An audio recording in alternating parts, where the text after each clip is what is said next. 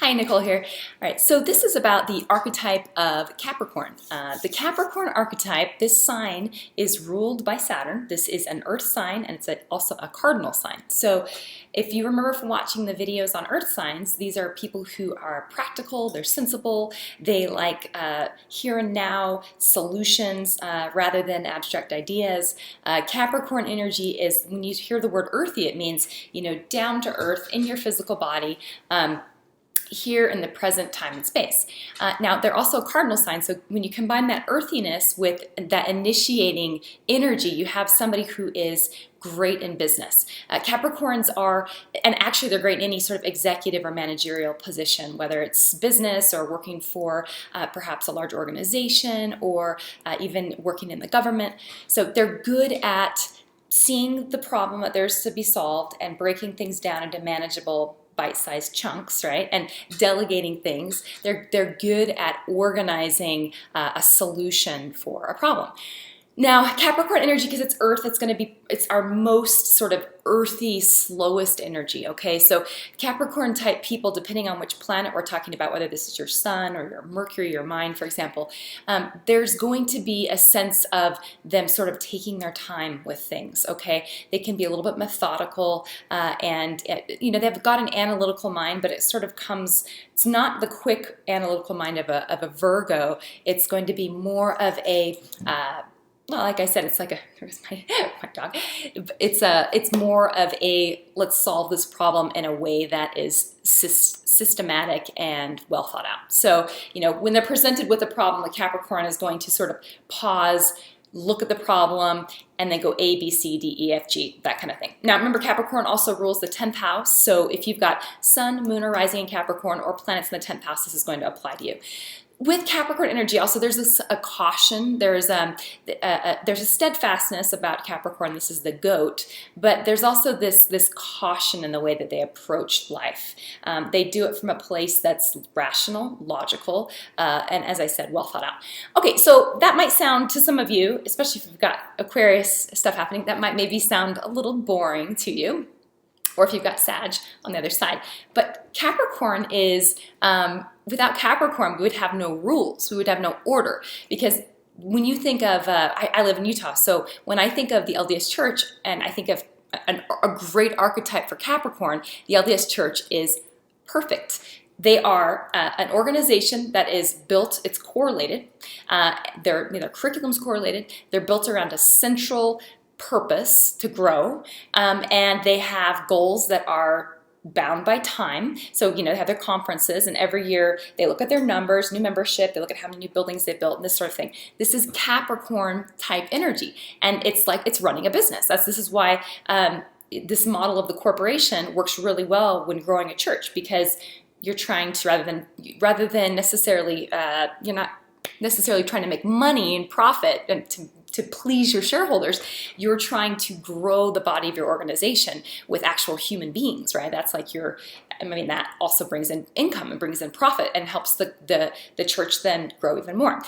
So, if that makes sense for Capricorn. So people who are Capricorn, let me give an example. I have a girlfriend who has a lot of, she's Capricorn, but it's in the Scorpio house. So while she's got this little naughty Scorpio sense of humor, and she's always observing and seeing things the way that a Scorpio would, she also presents very still and steady, like a mountain, like she's just watching everybody. But there's all this stuff happening inside of her. That's Capricorn combined with Scorpio. But Capricorns tend to have this sort of steadiness, this presence about them that's still, okay? So even the facial expression can even be a little bit more of a stoic facial expression, okay? And again, this is just that earthy energy. Now, something about Capricorn that is missed by a lot of sort of pop psychology books is that this is a lusty, earthy sign. Capricorn, when we think of Saturn, which is the sort of a malefic planet, I don't really think any of the planets are 100% benefic or 100% malefic. They all have high side and shadow side. But Saturn traditionally is the brakes. It's restriction. It's consolidation, okay, in your chart. And that's what rules Capricorns. That's why these people tend to have more of a quietness to them, more of a reserved sort of sensibility about them. But in certain instances, whether it's in romantic, sexual, intimate situations, or with sports, or using their physical body, okay? Being good with their hands, being good at crafting and fixing things. That's very much Capricorn. But they're very lusty. So in if you've got somebody who's got a Venus in Capricorn, you better be prepared for, like, they have endurance, they are sensual, tactile, all of this stuff. So this can also apply to Capricorn, Sun, and Moon, but especially with the sexual planets, you're going to see this play out. Now, Capricorn Moon, here's a place where Capricorn Sun is fairly, the Sun is fairly comfortable in Capricorn, okay? The Sun is able to function. The Sun is your ego, it's your identity, it's how you function out in the world, and Capricorn rules the 10th house, which is the top of the birth chart, which is what is seen by the world, okay? So those two things flow together quite nicely. The Moon is the opposite house. It's the 4th house on the bottom of the birth chart, the zodiac wheel. And it's ruled by Cancer. So when you have the Moon in Capricorn, it's kind of not completely comfortable there. People who have a Moon in Capricorn many times will feel things strongly, but will have a block when it comes to expressing how they're feeling. When it comes to it's a dignified. They're dignified, similar to a Leo, but coming from a different place. There's this. I don't know how you say it. I don't know. They just would be sort of embarrassed to be overly emotional or to be overly needy, because a Capricorn, similar to an Aries or Libra, not a Cancer, but Aries or Libra, these other cardinal signs, they're leaders. They're the ones that are taking initiative, and they're the ones that like to kind of go it alone. That would be more like your Aries, not so much the Libra or Cancer. But anyway, they're comfortable in that role, again, that executive role, that role of being in charge of everybody else. So to be vulnerable and to be in a place that's the Moon, that's receptive, like I need this, or you hurt me, that's actually more appropriate for the Moon, you hurt me.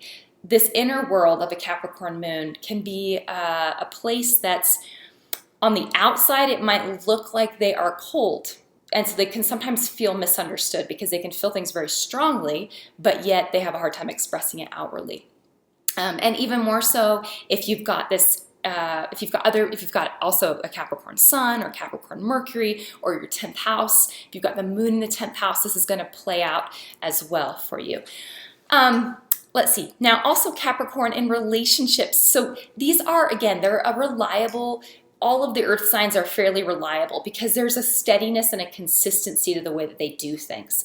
The 10th house, though, Capricorns can be workaholics. They can focus so much on creating their position in the world that they forget to work on the home. Remember that 10th house is the world and the 4th house is home. And so sometimes they put so much energy into their jobs and into their careers that they forget to nurture the people at home, even though ultimately they're working to provide for the people that they love and care for.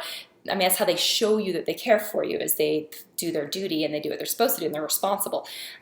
But they sometimes forget to connect emotionally with those that are nearest and dearest to them. That's occasionally a complaint that people can have about Capricorn. Now, also, shadow side of Capricorn, Capricorns can be cold, emotionally cold, like I sort of was just mentioning, but they can also be sort of calculating. This is shadow side. This is not all Capricorns, but just the archetype of Capricorn can be these things. So think of a businessman that's like businessman gone bad, okay? So they can be a little bit capricious, a little bit greedy. They could be, just putting material things over human beings, all right? Material desires or material aims over the feelings of human beings. There can be a coldness there and a little bit of a detachment there, almost like an Aquarius, but from a different place. More Saturnian, that's that shrinking, that like restriction of the emotional nature, okay? But let me tell you what, we want Capricorns in our lives and Capricorn energy because this is where our laws come from. The 10 Commandments would be a Capricornian type, ruled thing. So anything that gives structure, that crystallizes things, that gives form and shape, these are earthy energies. Like you literally think of a rock, and if you were to look at it under a microscope, they're crystals, right? So that's all of the earth signs are good at creating order, rules. This is geometry.